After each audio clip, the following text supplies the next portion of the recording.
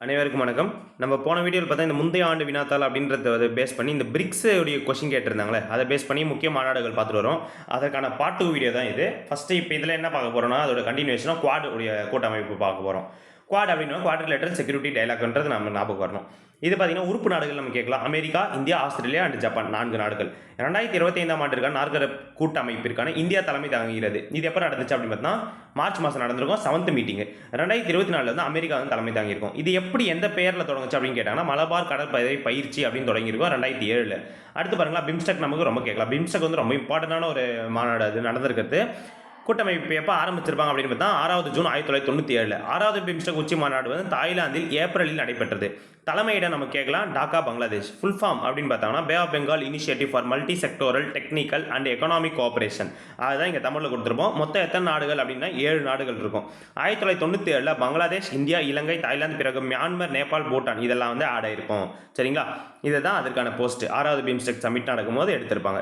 அடுத்தது பாருங்க, ஆசியான் கூட்டமைப்பு ஆகஸ்ட் 8 1967ல வந்து ஆரம்பிச்சிருப்பாங்க. 2025ஆம் ஆண்டு உச்சி மாநாடு மலேசியாவில் மே மாதத்தில் நடைபெற்றது அப்படின்றாங்க. நெக்ஸ்ட் மொத்த உறுப்பு நாடுகள் நம்ம கேட்கலாம் 10. ஏசியன் அதோடைய ஃபுல் ஃபார்மும் நம்ம கேட்கலாம். Association of South East Asian Nation. Next தென்கிழக்காசிய நாடுகளின் கூட்டமைப்பு. அடுத்தது 2024ல லாவோஸ் அப்படின்ற ஒரு இடத்துல நடந்திருக்கும் 45வது மீட்டிங். 25வதுல 46வது 47வது மீட்டிங் மலேசியாவில் நடக்க போகுது. 2026ல 48 49வது மீட்டிங் பிலிப்பைன்ஸ்ல நடக்க போகுது. அடுத்தது காப் நமக்கு ரொம்ப கேட்கலாம். காப் வந்து ரொம்ப முக்கியமான ஒரு டாபிக். அது ஐநாவின் பருவநிலை மாற்ற மாநாடு, United Nations Framework Convention on Climate Change. 30வது நாடு எங்க நடந்திருக்கும் அப்படின்னு பார்த்தா பிரேசில் வந்து தலைமை தாங்கியிருப்பாங்க. காப் 28 2023ல துபாயில் நடந்திருக்கும். 29 2024 பாகு அஜர்பைஜானில் நடந்திருக்கும். காப் 30 2025 பெலம் பிரேசில்ல நடந்திருக்கும். இந்த நவம்பர் மாதம் இப்போ நடந்துகிட்டு இருக்கு. ஓகேங்களா?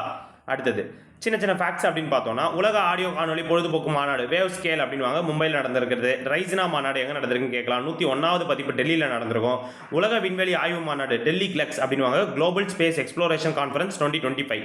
அடுத்தது சர்வதேச செயற்கை நுண்ணறிவு செயல் உச்சி மாநாடு பிரான்ஸில் நடந்திருக்கும்.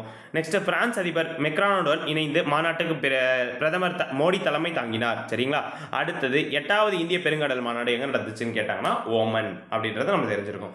இதுல இருந்து இப்போ இந்த பார்ட் 1 பார்ட் 2 வீடியோ நம்ம பார்த்தோம்ல, இதுல இருந்து கண்டிப்பா நம்ம 2025ல சப் இன்ஸ்பெக்டர் தேர்வில் ஒரு கொஸ்டின் எதிர்பார்க்கலாம்.